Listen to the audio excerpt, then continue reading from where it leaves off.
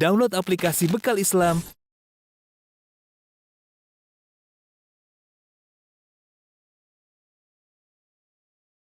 Bismillahirrahmanirrahim. Assalamualaikum warahmatullahi wabarakatuh. Alhamdulillahi ala ihsani wa syukru lahu ala taufiqihi wa amtinani. Asyhadu an la ilaha illallah wahdahu la syarika lahu ta'ziman li sya'ni wa asyhadu anna Muhammadan abduhu wa rasuluhu da'ila ridwani. Allahumma salli alaihi wa ala alihi wa ashabihi wa ikhwani. Para ikhwan, para akhwat ya, kajian dari Rumah Sakit Darmais ya yang dirahmati oleh Allah Subhanahu wa taala. Pada kesempatan kali ini kita sama-sama berkumpul untuk menasihati diri kita masing-masing tentang suatu dosa yang dianggap sepele namun dampaknya fatal ya bagi kita semua, yaitu dosa yang berkaitan dengan lisan, yaitu dosa ghibah ya. Ghibah yaitu menceritakan kejelekan saudara kita ya.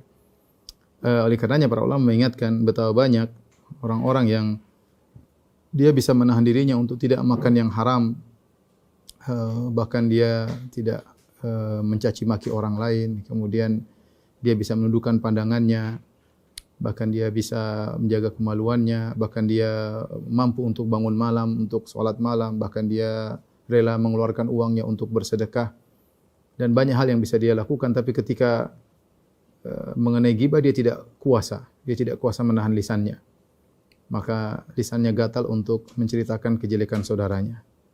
Atau dia tidak kuasa untuk ikut serta mendengarkan majelis-majelis ghibah yang memang mengasyikkan. Oleh karenanya, hal yang menunjukkan akan kenyataan hal ini yaitu bahwasanya di antara acara-acara televisi atau acara-acara medsos yang paling ramai adalah acara-acara ghibah ketika keburukan orang lain diungkap ya.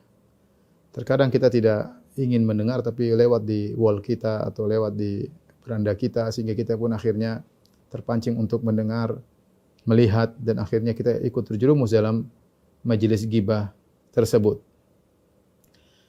Padahal Rasulullah SAW sudah mengingatkan bagaimana bahayanya dosa lisan ya. Rasulullah pernah berkata kepada Mu'adz bin Jabal, "Kuffa 'alaika hadza," tahan lisanmu ya. Sehingga Mu'adz bertanya, "A inna lamu'akhaduna bima natakallamu bih ya Rasulullah?" Apa kita akan dihukum, diazab, disiksa gara-gara apa yang kita ucapkan? Maka Nabi mengatakan, "Fahal yakubun nasa fin nari ala manakhirihim aw ala wujuhim illa hasaidu alsinatihim?" Tidakkah yang buat orang terjerumus, tersungkur dalam neraka jahanam, digeret di atas wajah mereka, di atas hidung-hidung mereka, kecuali karena akibat lisan-lisan mereka. Oleh karenanya Rasulullah juga pernah bersabda, "Aktsaru ma yudkhilun nasan nara al-ajwafan." Dua perkara yang banyak menjerumuskan orang dalam neraka jahanam, dua hal di antaranya adalah lisan. Dan lisan ini adalah suatu bagian dari tubuh kita yang namanya kecil dibandingkan dengan tangan, dibandingkan dengan kaki, tapi aktivitasnya cepat ya, bergeraknya cepat mengalahkan aktivitas tangan dan kaki. Kalau tangan dan kaki hanya bisa mengganggu orang di depannya, orang jauh tidak bisa diganggu, tetapi lisan bisa mengganggu orang yang jauh di sana, yang mungkin lain negara ya. Bahkan bisa menyakiti orang-orang yang sudah meninggal dunia, diungkit-ungkit keburukannya, dan baik lisan atau dengan tulisan. Dan ini yang terjadi di zaman sekarang, kita harus waspada ya, karena banyak orang bermudah-mudahan dalam masalah ghibah ya. Maka pada hari ini kita sama-sama berusaha belajar apa itu ghibah, apa itu bentuk-bentuk ghibah, dan bagaimana bertobat dari ghibah, sebab-sebab ghibah, dan juga di antaranya ghibah-ghibah yang diperbolehkan, sehingga kita tahu memilah-milih kapan kita boleh berghibah dan kapan tidak boleh kita berghibah. Baik, ikhwan dan akhwat yang rahmati Allah Subhanahu wa taala, perhatikan ya. Ghibah ya. Secara bahasa ya diambil dari ghaba ya ghibu ya, yaitu suatu yang gaib, tidak kelihatan. Gaib tidak kelihatan. Kemudian secara istilah, ini secara bahasa, dari istilah adalah dzikruka akhaka bima yakrah. Engkau engkau menyebut tentang saudaramu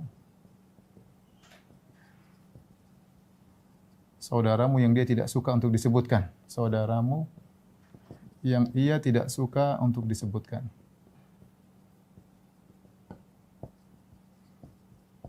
Inilah definisi ghibah yang Rasulullah SAW berikan. Rasulullah SAW pernah berkata kepada para sahabat, "Atadruna mal ghibah?" Tahukah kalian apa itu ghibah? Qalu Allah wa Rasulullah alam. Allah dan Rasulullah mengetahui. Kata Rasulullah SAW, "Dzikruka akhaka bima yakrah." Kau menyebut sesuatu tentang saudaramu yang dia tidak suka untuk disebutkan. Maka dikatakan kepada Nabi, "In kana fi akhi ma aqul ya Rasulullah." Kalau yang saya ucapkan tentang saudara saya itu memang benar, saya tidak bohong ya Rasulullah. Kata Rasulullah SAW, "In kana ma taqul, ya, in kana fi akhika ma taqul," kalau benar yang ada pada saudaramu persis seperti yang kau ucapkan, faqad iktabtahu, itulah ghibah, kau telah menggibahnya. Kalau tidak, faqad bahattahu. Kalau tidak, maka kau telah berusaha atas namanya. Telah berusaha atas namanya. Dari sini kita tahu ghibah itu berita benar, berita yang jujur. Bukan kebohongan. Jadi real, ya. Ghibah itu real, benar-benar kenyataannya demikian, itulah ghibah. Kalau tidak real, kenyataan tidak demikian, maka ghibah plus bohong, ya. Ya, kalau tidak benar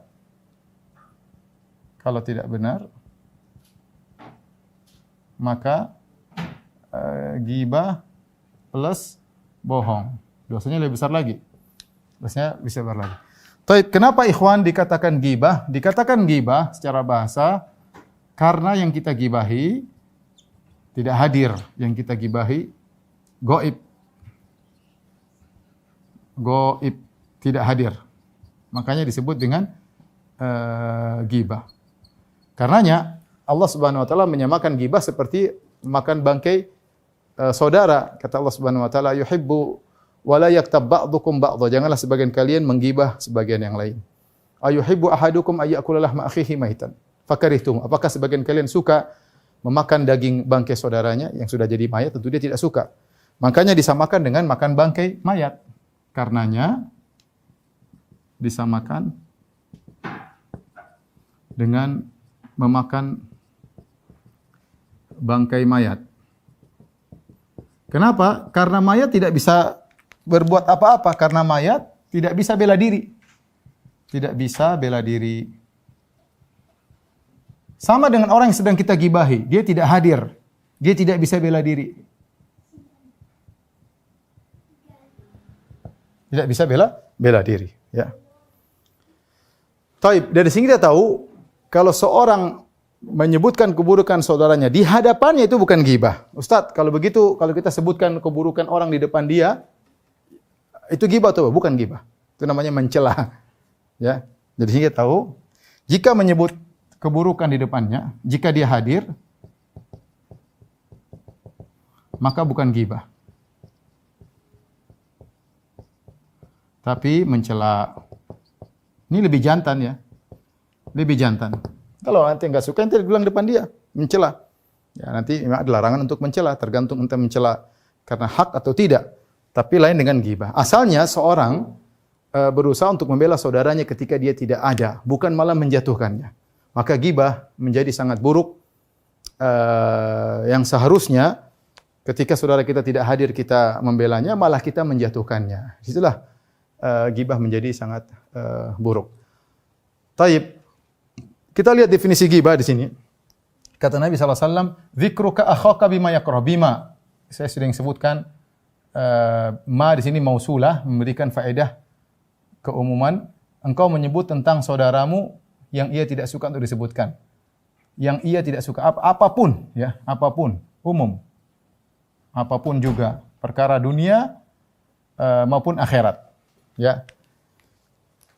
Jadi jangan disangka ghibah berkaitan dengan perkara akhirat saja, ini apapun juga perkara dunia maupun akhirat. Dunia maupun akhirat.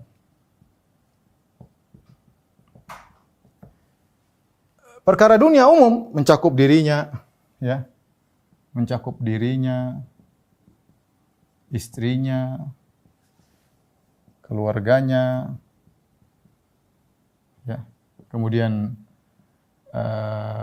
sukunya, ya misalnya. Dirinya umum, misalnya fisiknya, akalnya, akhlaknya, dan lain-lain ya. Ini ghibah. Contoh tentang dirinya, kita sebut fisiknya. Gembrot, si gembrot sudah datang belum misalnya? Si gendut, si kurus, si krempeng misalnya. Si pesek sudah datang belum? Bahkan sebenarnya salaf kalau seorang tidak suka disebut rambutnya keriting, yang bilang dia keriting. Si kribo, dia sudah tahu dia nggak suka dibilang kribo, kita malah bilang, si kribo belum datang, sudah datang belum? Si keriting, si ini, si anu, ya, si sipit, ya misalnya, si item, ya, dan banyak hal, ya. Itu mencakup dengan fisiknya. Akalnya, itu si goblok sudah datang belum, ya? Si tell me sudah datang belum, telat mikir, ya. Si lemot, ya, otaknya lemot, ya. Pentium 1, ya, Jack, ya. Dia tidak hadir, tapi kita, sudah datang belum? Ini berkaitan dengan akalnya. Akhlaknya bisa itu, yang suka suka mencuri sudah datang belum? Atau ya gitulah akhlaknya. Yang suka masuk rumah tidak beri salam sudah datang belum? Berkaitan dengan dirinya, ini semua adalah ghibah. Dia tidak suka disebutin. Dia tidak suka disebutin. Timbul pertanyaan, Ustadz, kalau dia tidak benci disebutin, seorang misalnya pesek, dia senang dipanggil si pesek. Ya, dia senang dipanggil si pesek, ya. Kalau dia tidak marah kalau disebut dengan si pesek, maka tidak termasuk dalam ghibah. Tetapi bisa terjerumus dalam at-tanabuz bil alqab, yaitu memanggil-manggil dengan gelar yang buruk. Ya. Wala tanabazu bil alqab, kata Allah, janganlah kalian saling memanggil dengan gelar yang buruk. Si pesek itu tentu gelaran yang buruk, ya. Sebaiknya kita enggak usah, kita panggil dengan namanya yang baik, namanya yang enggak usah kita gelari dengan gelar-gelar yang meskipun dia tidak marah, ya. Tapi tidak usah. Ya, kita orang Islam manggil dengan nama-nama yang baik, ya. Karena saya pernah hidup di suatu masa di kampung saya dulu. Ada orang kalau manggil temannya dengan nama binatang, bukan nama, dia tidak marah karena hal seperti candaan, tapi ya panggil nama binatang, ya. Itu berarti bukan berarti kalau dia tidak marah tidak dosa. Dia tidak marah tidak dosa, tapi bukan berarti dia tidak dosa. Justru dalam dosa yang lain, bukan dosa ghibah, tapi dosa tanabuz bil alqab, wala tanabazu bil alqab. Janganlah kalian saling manggil-manggil dengan kata-kata gelar yang buruk. Berkaitan istrinya, itu loh, yang istrinya menor itu loh, ya seperti itu contohnya. Tentang keluarganya itu loh, yang anaknya begini, anak bapaknya begini, anaknya ingusan melulu kalau datang pengajian misalnya. Ibu-ibu misalnya gitu. Tentang sukunya itu loh, dari suku itu loh misalnya. Intinya gitu ya, tentang dirinya, tentang keluarga, semua tentang diri, tentang pekerjaannya, semua adalah ghibah.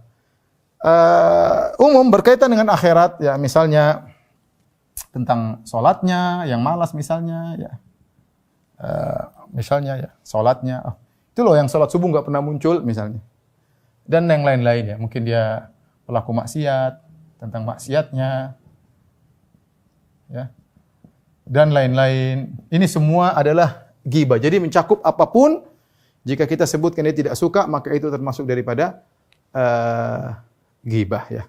Ingat ya, ini semua ini jujur, ya. Ghibah itu jujur, ya. Kalau tidak jujur namanya ghibah plus. Baik, kita lanjutkan tentang hukum ghibah. Hukum ghibah.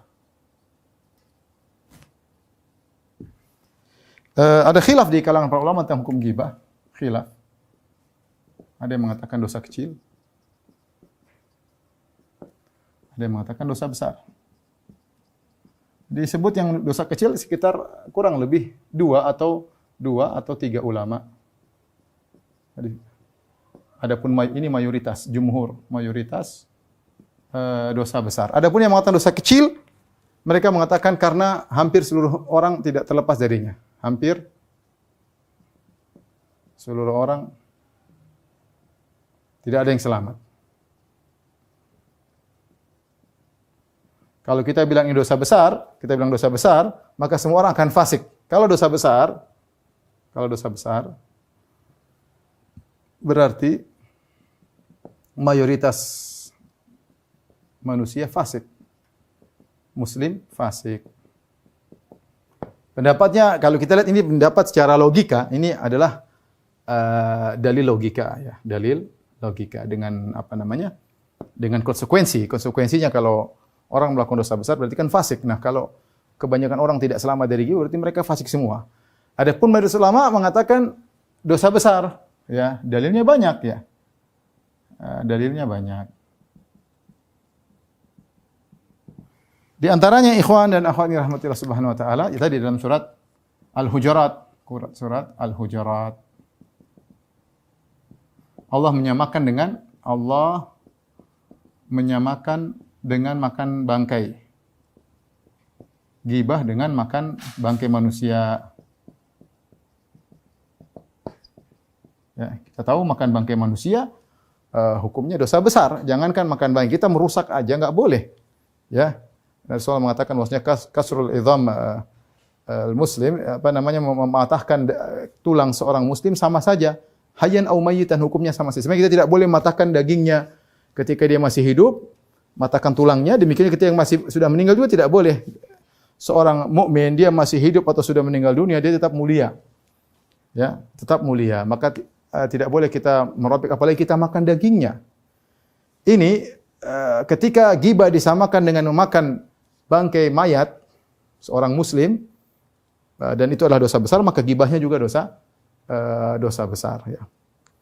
Jadi ini adalah gambaran yang paling tidak baik dari Allah Subhanahu Wa Taala ketika Allah menggambarkan gambar yang sangat buruk. Ayuhibbu ahadukum an ya'kula lahma akhihi maitan fakarihtumu. Apakah sebagian kalian suka makan bangkai saudaranya? Tentu dia tidak suka. Ya akhi, kita jangankan bangkai manusia, kita makan bangkai sapi yang lezat aja kalau jadi bangkai kita enggak suka. Ya, kambing aja kalau jadi bangkai kita enggak suka. Apalagi kalau bangkai manusia, apalagi manusia tersebut saudara kita. Apalagi manusia tersebut teman pengajian kita, ya, ibu-ibu pengajian, ghibah ibu pengajian yang lain. Apalagi bangkai tersebut ya ustadz kita, ustadznya digibahi ya. Karena sebagian orang kalau sudah habis bahan menggibahi temannya, ustadznya digibahi. Hati-hati ibu-ibu, ya, jangan suka gibahi ustadz ya. Ustadz punya kesalahan, ibu datang nasihati, itu baru murid yang benar.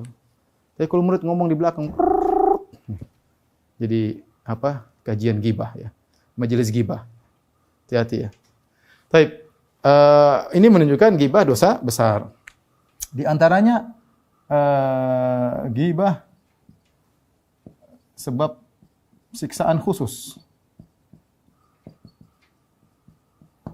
Di antaranya azab kubur. Di antaranya yang dilihat oleh Nabi. Oleh Nabi ketika Isra Mi'raj sallallahu alaihi wasallam. Rasulullah SAW ketika Isra Mi'raj, Rasulullah SAW melihat tentang orang-orang lahum azfarun min nuhasin yakhmishuna ala wujuhim. Man haula ya Jibril? Kata Nabi, kata Rasulullah, wahai Jibril, tadi lihat ada orang-orang dia punya kuku mereka terbuat dari logam, dari tembaga atau yang lainnya, yakhmishuna ala wujuhim, mereka cakar wajah mereka, wa ala sudurihim, dada mereka cakar, wajah mereka cakar. Man haula'i ya Jibril? Siapakah mereka itu? Mungkin itu adalah azab kubur, wallahu alam ya, karena Nabi melihat. Maka Nabi Jibril mengatakan, haula'i alladziina ya'kuluna luhuma ikhwanihim. Mereka adalah orang-orang yang makan bangkai daging saudara mereka. Mereka adalah orang yang makan daging saudara mereka. Ini orang ghibah ya. Ya, kemudian azab kubur dalam hadis yang masyhur, hadis Ibnu Abbas, Rasulullah marra ala biqabrain, Rasulullah melewati dua kuburan, Rasulullah mengatakan innahuma la yu'adzabani. Dua-duanya ada dua orang yang sedang diadab. Yang satu wa amma ahaduhuma fa kana yastir min baulih, yang satu karena kencing tidak bersih, ceboknya tidak bersih. Wa amal akhar fa kana yamshi bin namimah, yang satu karena dia kesana kemari ngadu domba ya. Dalam sebagian riwayat Abu Daud disebutkan karena dia ghibah. Ibnu Hajar rahimahullah dalam Fathul Bari ingin mengkompromikan, dia mengatakan bahwasanya orang yang namimah pasti ghibah. Jadi namanya itu ghibah plus, orang namanya pasti ghibah. Pasti ghibah, dia pasti menceritakan kejelekan saudaranya kepada si A. Dia ceritakan kejelekan si B pada si A, dia ceritakan kejelekan A pada si B. Sehingga dia mengadu domba dengan ghibah. Jadi namanya ghibah plus. Oleh karenanya ghibah adalah sebab azab kubur ya. Kemudian juga barang siapa yang ghibah, maka pahala puasanya terhapus. Ghibah menghapuskan pahala puasa.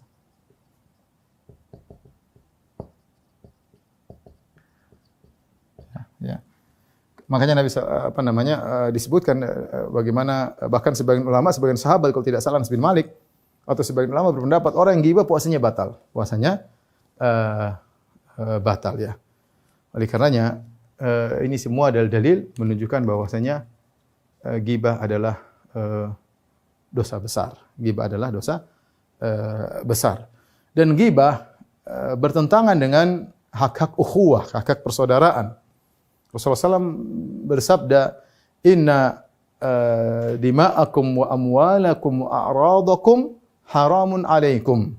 Sungguhnya darah kalian haram, tidak boleh kalian tumpahkan. Sungguhnya harta kalian haram, tidak boleh kalian ambil dari saudara kalian. Dan sungguhnya harga diri kalian haram, tidak boleh kalian jatuhkan. Maka ketika sebagaimana kita haram memukul orang, menumpahkan darahnya, sebagaimana kita haram kita mencuri hartanya, demikian juga kita haram menjatuhkan harga diri saudara kita. Konsekuensi dari persaudaraan, harusnya kita bela saudara kita. Kita nasihati dia, bukan kita menjatuhkan saudara kita tersebut. Maka pendapat yang benar, ghibah hukumnya adalah dosa besar. Baik, ikhwan dan akhwat yang dirahmati Allah Subhanahu wa taala. Ibn Taimiyah rahimahullahu taala di sebelumnya Al-Ghazali juga menyebutkan tentang apa sih hal-hal yang membuat seorang terjerumus dalam ghibah. Motivasi dan juga sebab apa? Model-model orang penggibah ya. Sampai Al-Ghazali menyebutkan 11 tipe, Ibn Taimiyah menyebutkan 8 tipe. Saya akan sebutkan sebagian saja ya. Ada hal-hal yang menyebabkan seorang melakukan ghibah ya. Di antaranya ikhwan dan akhwat yang dirahmati Allah, yang paling sering adalah sebagai bumbu majelis. Jadi lagi ghibah, kemudian ada yang ngomong nggak enak kalau nggak ada bahan omongan, jadi ngomong cerita, si fulana cerita ghibah, bumbu majelis. Ya, kemudian jadi namanya majelis kalau tanpa ghibah kurang lezat, dan ghibah itu bikin majelis jadi lezat. Makanya saya katakan buktinya tadi. Paling enak adalah nonton majelis ghibah. Ya, sekarang berita-berita paling enak adalah membongkar kesalahan orang. Paling enak. Nonton apapun. Berita inilah, berita anu lah, berita ini, berita anu. Yang kedua, diantaranya adalah ghibah. Kita kenapa ikut ghibah? Karena dalam rangka untuk sinkronisasi dengan teman ngobrol kita. Kita ngobrol 3 orang, 4 orang, 5 orang. Satu sudah mulai ghibah. Kalau kita diam saja, nggak enak. Masa dia lagi cerita semangat, cerita kejelekan orang, kita diam-diam saja. Apalagi kita, astagfirullah, astagfirullah. Nggak nyambung lah. Kayaknya gimana majelis tersebut? Gak nyaman. Nyamannya kita ikut ghibah baru nyaman. Jadi sinkronisasi. Ya. Mensinkronkan diri dengan kawan kita yang berghibah. Ini juga sering terjadi ya. Oh iya kita iya-iyain. Padahal tahu itu adalah ghibah ya. Seharusnya kita lakukan apa? Seharusnya kita tegur, ya akhi, jangan akhi. Ya, itu ghibah, enggak boleh ya. Bahkan ada keutamaan orang yang menroda an akhihi ya, barang siapa yang membela saudaranya, Allah akan bela dia menjauhkan dia dari neraka jahanam. Harusnya kita bela saudara kita kalau sedang dighibah. Kita bilang, ya akhi, sudahlah akhi. Ini ghibah ya akhi. Atau kita bilang, memang dia begitu, tapi dia punya kebaikan. Ente kenapa sebutin kebaikannya, keburukannya saja? Ya akhi, kayak ente enggak punya salah, dia punya salah, ente juga punya salah. Kita bela. Kita bela, karena ini maksiat. Bela untuk menyelamatkan dia agar dia berhenti. Jangan dia terus berkelanjutan dalam ghibahnya sehingga detik demi detik pahala dosanya semakin banyak. Ya. Jadi jangan kita mensinkronkan diri kita dengan orang yang berghibah. Kalau kita enggak mau bertegur, ya kita istighfar, astagfirullah, astagfirullah. Atau kita berpaling, kalau bisa kita berpaling meninggalkan. Ya, fa imma nunsiyannaka syaitan fala taq'ud ba'da dzikra ma'al qaumidz zalimin. Kalau kau lupa, ini ternyata ghibah, pergi. Ya. Pergi. Karena barang siapa yang di situ bermajelis, maka dia ikut-ikutan ghibah. Ikuti meskipun dia tidak ngomong, tapi dia dengar, dia menikmati, dia tidak mengingkari, dia bisa masuk dalam majelis ghibah. Dan saya ingatkan, majelis ghibah bisa dalam langsung live, bisa juga dalam kelompok-kelompok WA, hati-hati ya. Grup WA ghibah orang, hati-hati. Kemudian di antara sebab ghibah misalnya karena hasad. Karena hasad. Hasad ini membuat seorang mudah untuk menggibah saudaranya. Jadi ingin saudaranya jatuh. Ingin saudaranya jatuh. Ini terjadi di antara orang-orang yang saling bersaing ya. Di antara ya misalnya dalam bersaing dalam perkara dunia maupun perkara akhirat ya. Namanya hasad kadang timbul ya. Kadang dalam masalah agama seorang hasad sama sesama misalnya dai hasad kepada yang lain, semat penuntut ilmu hasad kepada yang lain ya. Makanya Ibnu Taimiyah rahimahullah menyebutkan di antara bentuk yang seharusnya dilakukan seorang ketika dia hasad sama orang, misalnya si A hasad sama si B, kemudian si B sedang dijatuhkan. Seharusnya dia bela, tapi dia biarin aja. Karena penjatuhan si B itu sesuai dengan seleranya. Dia pingin si B jatuh, tapi dia tidak mau gibah, dia takut gibah. Dia tahu gibah itu dosa. Maka dia menahan diri berperang melawan hasad yang ada dalam dirinya. Tapi ketika ada orang lain menjatuhkan si B, kata Ibnu Taimiyah rahimahullah mengatakan harusnya dia bela, meskipun dia hasad sama si B. Ketika dia tidak membela si B, padahal si B butuh untuk dibela, maka satu saat Allah akan meninggalkannya. Dia akan ditinggal oleh Allah di saat-saat dia membutuhkan pertolongan Allah Subhanahu wa taala, karena seharusnya dia bela saudaranya, dia tidak bela gara-gara karena dia tidak suka sama orang tersebut. Ya, jadi bisa saja ketika orang hasad orang menggibah, atau ketika dia hasad dia tidak menggibah tapi dia membiarkan gibah berlangsung kepada orang tersebut. Dan dia biarkan, ini juga tidak diperbolehkan. Di antara sebab gibah adalah riya. Ya, ini yang parah ini kata Ibnu Taimiyah rahimahullah taala, gibah plus riya. Ya, seperti apa? Seperti menceritakan kejelekan orang untuk mengangkat dirinya. Seperti mengatakan, wah si fulan salat subuh enggak pernah kelihatan. Sehingga orang paham kalau dia sering salat subuh di masjid. Kenapa? Dia mengingkari orang yang tidak salat subuh, sehingga orang paham dia salat subuh. Jadi dia gibah terselubung, riya terselubung. Si fulan enggak pernah di masjid misalnya. Si fulan itu pelit. Kalau saya pernah safar sama dia, pelit luar biasa, pelitnya amit-amit ya. Seakan-akan dia mengatakan kalau saya tidak pelit. Dia pelit adapun saya tidak pelit. Si fulan tuh Masya Allah saya jalan sama dia, matanya ngelirik cewek melulu, pramugari lihat dari atas sampai bawah. Seakan-akan dia mengatakan kalau saya tidak demikian. Jadi dia memuji dirinya dengan menjatuhkan orang lain. Maka itu adalah bentuk ghibah ya. Jadi sebab ghibah adalah karena riya. Di antara ghibah sebabnya karena dendam ya. Karena dendam pada seorang ya. Maka dia pun menjatuhkan orang tersebut, cari-cari kesalahannya kemudian diungkap kesalahannya di hadapan umum, maka dia telah menggibah orang tersebut ya. Dan banyak ada kadang gibah didatangkan dalam bentuk kesedihan padahal dia tidak sedih. Dia bilang misalnya, aduh kasihan si fulan ya. Padahal dia memang niat untuk menggibah yang menjatuhkan. Kasihan si fulan ya, sudah lama tidak ikut pengajian, kasihan ya. Padahal dia gibah ini. Kasihan si fulan ya, misalnya sekarang inilah pelit lah, apalah tidak seperti dulu. Ini juga gibah. Allah Maha tahu. Ketika dia niat untuk menjatuhkan, tapi dia bawa dalam kemasan seakan-akan dia kasihan ya. Sama, terkadang dia bawa gibah dalam kemasan seakan-akan dia bernahi mungkar. Dia bilang, kok bisa ya si fulan seperti itu? Kok bisa si fulanah seperti itu? Saya nggak habis pikir sih, Pak. Padahal dia ada jengkel sama orang tersebut. Saatnya dia menjatuhkan. Bukan karena sayang. Ya. Tapi dia menjatuhkan dalam kemasan bingkainya beramar ma'ruf nahi mungkar. Intinya, kalau kita baca detail dari Ghazali dan juga Ibnu Taimiyah rahimahullah ta'ala, bahwasanya ghibah itu banyak sekali modelnya. Seorang waspada. Jangan sampai dia terjerumus dalam dosa-dosa besar yang berkaitan dengan ghibah. Taib, kita bahas ghibah yang diperbolehkan. Apa saja ghibah yang diperbolehkan?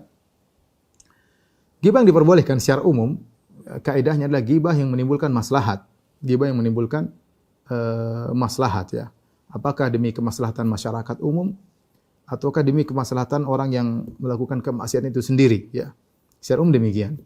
Oleh karenanya ada ghibah-ghibah yang diperbolehkan. Hukum asal ghibah adalah haram. Maka dia diperbolehkan sesuai dengan kadarnya, tidak boleh berlebih-lebihan. Tidak boleh berlebih-lebihan. Sebagaimana kaidah yang berlaku, ad-darurat tubihul mahdzurat, bahwasanya darurat membolehkan sesuatu yang dilarang. Kemudian ad-darurat tuqaddaru biqadariha, dan darurat itu sesuai dengan kadarnya. Sama seperti seorang kalau tidak dapat makanan kecuali daging babi, maka dia makan secukupnya. Tidak boleh sekenyang-kenyangnya, tapi sekedar makan yang bisa menghilangkan, jangan sampai dia terjerumus dalam kematian, secukupnya. Maka ghibah juga diperbolehkan sesuai dengan kadarnya. Di antaranya ghibah yang diperbolehkan, misalnya seorang yang mutadzalim, yaitu seorang yang terzalimi. Seorang terzalimi, maka kemudian dia melapor kepada orang yang dia anggap bisa menyelamatkan dia, misalnya dia pergi ke hakim, ya, saya dizalimi, ya. Siapa yang menzalimimu? Barang saya dicuri. Siapa yang mencuri? Waduh, saya takut ghibah, Pak. Ya terus siapa yang mau ditangkap kalau tidak disebut namanya? Ya, disebut namanya apa? Si fulan telah mencuri barang saya. Si fulan telah memukul anak saya. Si fulan telah, orang yang terzalimi dia boleh menggibah dan dia menyampaikan hal tersebut di hadapan pihak yang berwajib yang bisa menyelamatkan dia, ya. Itu boleh, ya, mutazalim. Kemudian di antara yang diperbolehkan ghibah adalah mu'arrif. Mu'arrif itu adalah yang mengenalkan, ya, dalam rangka bukan untuk menjatuhkan, bukan untuk merendahkan, tapi untuk mengidentifikasikan orang tersebut. Dan ini banyak dilakukan oleh ahlul hadis, ya. Misalnya disebutkan Al-A'raj, ya. Kemudian Abdurrahman bin Hurmuz Al-A'raj. Namanya ada, tapi disebut gelarnya Al-A'raj, artinya orang yang pincang. Disebut dalam hadis haddatsani Al-A'raj, menyampaikan kepada Al-A'raj. Siapa? Ini orang sudah tahu, tapi dia lebih dikenal dengan, ya, karena Abdurrahman banyak misalnya. Tapi Abdurrahman yang pincang, ya ini orang sudah tahu. Tapi bukan niatnya untuk menghina, tapi sebagai identifikasi. Contoh seperti Al-A'mash, kalau nggak salah Sulaiman bin Mihran, ya, yang matanya agak terganggu penglihatannya, Al-A'mash, ya, disebut Al-A'mash, ya. Sehingga disebut bukan untuk menghina dia, tapi dalam rangka untuk ada kemaslahatan untuk mengenalkan. Sama seperti ketika Allah mengatakan abasa wa tawalla an ja'ahul a'ma. Dia berpaling dan meluka masam ketika datang orang yang buta. Maksudnya Ibnu Ummi Maktum. Allah sebutkan kebutaannya karena untuk mengenalkan kepada Nabi dia seorang yang buta, harusnya kau perhatikan, malah engkau Rasulullah SAW berpaling darinya dalam rangka mendakwai orang-orang kafir. Misalnya ini contoh. Misalnya ada seorang datang kepada kita, kenal enggak sih Pak, misalnya Pak Joni, kenal enggak Pak Joni? Waduh, di kompleks ini Joni ada 2. Yang mana nih? Yang gemuk apa yang kurus? Ini sama-sama mengejek. Padahal niatnya bukan mengejek, tapi untuk mengenalkan. Yang mana yang maksud Bapak? Yang kurus apa yang gemuk? Joni ada 2. Kalau kita bisa mengenalkan dengan yang lain, bagus. Joni yang tinggal, yang orang Jawa atau orang, misalnya orang Betawi, ya itu bagus, tidak ada ngejekan. Tapi kalau kita nggak tahu cara lain kecuali gemuk apa yang kurus, ya ini kan dia nggak suka dibilang gemuk, satunya yang dia bilang kurus. Tapi kita bukan niatnya untuk mengejek. Ya, ini contoh litta'rif, untuk identifikasi, maka tidak mengapa terkadang kita menyebutkan cacat atau kekurangan seseorang. Di antaranya ghibah diperbolehkan untuk tahdzir, muhadzir, memperingatkan tentang kesalahan seorang, ya, baik secara pribadi maupun kalau memang maslahat di depan umum juga tidak jadi masalah. Seperti ketika Nabi SAW didatangi oleh Fatimah bintu Qais, kemudian dia mengatakan, ya Rasulullah, bahwasanya Muawiyah dan Abu Jaham telah melamarku, ya. Bagaimana saya pilih yang mana ya Rasulullah? Dua-duanya telah mengkhidbahku. Maka Nabi SAW memperingatkan, kata Nabi SAW, amma Muawiyah fasu'lukun la malalahu. Adapun Muawiyah miskin, dia tidak punya harta, mungkin tidak pantas buat engkau, ya mungkin kebutuhanmu ada, dia tidak pantas. Ya, Nabi memberi arahan, Muawiyah kebetulan lagi tidak ada uang untuk bisa menikah. Wa amma Abu Jaham fadarrabun lin nisa, atau la yada'u asahu an atiqihi. Adapun Abu Jaham suka mukul perempuan, mukul istri. Ingkahi Usama, nikahlah dengan Usama. Di sini Nabi menyebutkan keburukan Abu Jaham dan Muawiyah hanya kepada Fatimah binti Qais yang ada keperluan karena sedang dilamar, maka tidak apa-apa dalam rangka memberi peringatan. Sama seperti orang datang kepada saya, Ustaz, bagaimana muamalah dengan si fulan? Waduh, ya saya harus, tidak boleh saya sembunyikan. Si fulan begini, cuma dia kekurangan di sini. Kekurangannya begini. Harus saya sampaikan, tidak boleh saya diam-diam. Tidak boleh, oh bagus, tidak boleh, namanya saya berdusta, ya. Tidak boleh, saya menjerumuskan saudara. Saya harus jelaskan kekurangannya begini, agar dia punya, terserah dia mau lanjut atau tidak, terserah dia. Atau misalnya seorang, dan ini terjadi, datang pada saya, Ustaz, seorang akhwat dilamar oleh seorang ikhwan. Ustaz kenal dia enggak? Oh kenal. Bagaimana menurut Ustaz? Ya, saya ditanya. Ya saya jelaskan, orangnya begini, ya. Ya, harus saya jelaskan, dan saya tidak jelaskan depan umum, tapi khusus kepada yang membutuhkan informasi tersebut, ya.